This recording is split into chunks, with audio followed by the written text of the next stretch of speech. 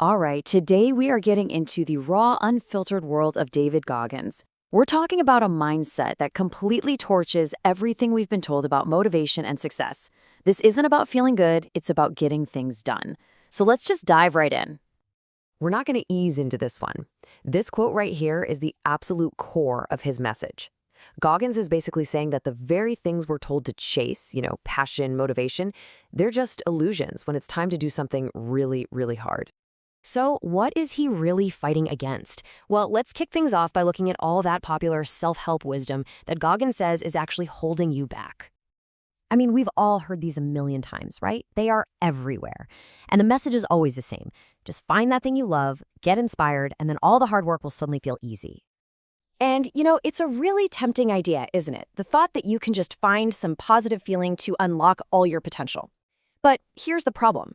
It requires you to be in this perfect emotional state that almost never actually exists. So Goggins' whole argument is that this way of thinking isn't just a little flawed, it's a total trap. It gives you the perfect excuse to just sit around and wait for a feeling that might never show up, especially when you're at your absolute lowest.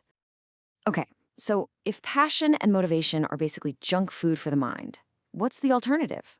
Well, Goggins' answer is brutally simple. Relentless, pure action. This quote just grounds the whole thing in a really harsh reality. I mean, think about it. When you're starting from rock bottom, overweight, struggling, feeling totally broken, these big ideas about passion are completely useless. The only thing that actually creates change is the raw act of just doing the work. And this right here is the fundamental shift. It's moving away from these passive feelings and towards active verbs.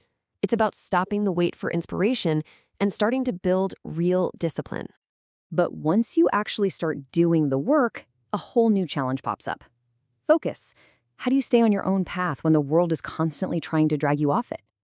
Goggins' point here is that we are just drowning in noise. We get so caught up trying to keep up with trends and what everyone else expects that we completely lose track of what we really want for ourselves. And his solution is so simple, it's almost shocking. But it's also incredibly hard in today's world. You have to create solitude. You have to unplug from everything else just to finally hear your own voice and figure out what your mission actually is. And this is what happens when you find that solitude.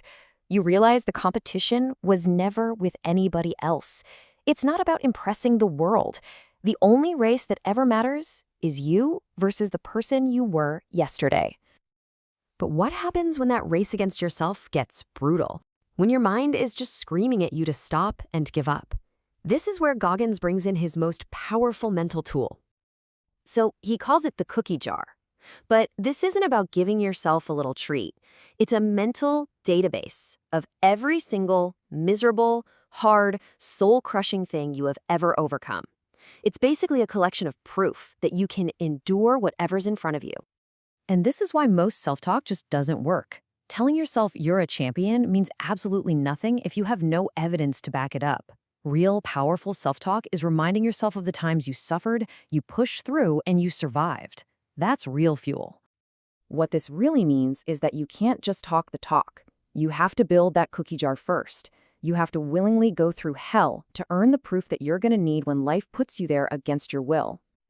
And all of this, the action, the race against yourself, the cookie jar, it all leads to his final and most confrontational point. This is the one that just takes away all of our excuses. We're all looking for the secret, right? The shortcut, the 5-step plan that's going to make all the hard stuff easy. We all want the map. And there it is. Goggins' absolutely brutal answer is that the problem was never a lack of information.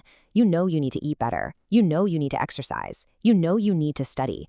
The problem isn't a lack of knowledge. It's a lack of will. And that really is the final, uncomfortable truth. There's no secret formula. There's no one else to blame. It all just boils down to a simple choice that only you can make. And that's the question he just leaves us with. It's not about how. It's not about when. It's about a decision. After hearing all this, the final slide isn't an answer. It's a mirror.